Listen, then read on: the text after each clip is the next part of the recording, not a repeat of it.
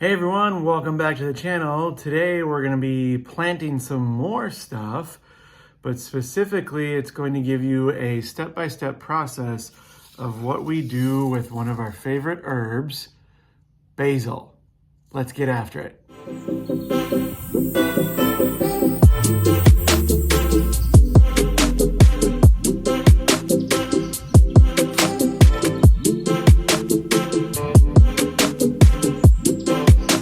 Today's video is going to be a step-by-step process of planting, growing, and then transplanting out in the garden, and how we specifically use this plant, basil, to ward off any of those terrible pests that might attack our tomatoes. So follow along. So we are going to use a container, whatever you got. This is my designated year after year basil starting container. This will be the third year that I grow it in. Doesn't have to be crazy deep, just make sure it's got some holes just to drainage. And then we're just gonna fill this with seed starting mix. So I'm gonna do that right now. So now we've got our tray. This is pre-moistened seed starting mix. I have been using the Burpee organic seed starting mix. We've used Miracle-Gro. I've used some other ones as well. So then what we're gonna do is we're just gonna take our two different varieties. We have two sweets and a Genovese. And we're just gonna take this.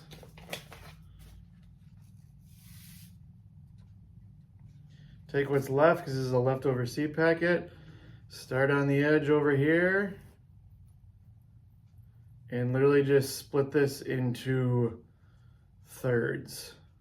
So 1/3 will be one packet, the other third will be the other, and so forth. So I'm just gonna use all these seeds.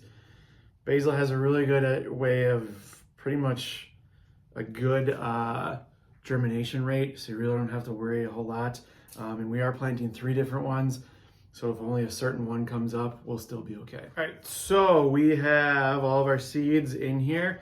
You're gonna read the back of your seed packet, and it's going to say a depth of 1/4 inch. So we're gonna take some seed starting mix here and put 1/4 inch on top.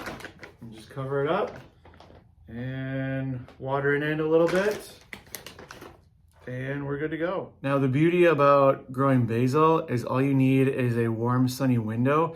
So we're gonna pop this thing in a sunny window. We have a nice one in our bedroom that always gets full sun. We'll set that in there. It's always nice and warm.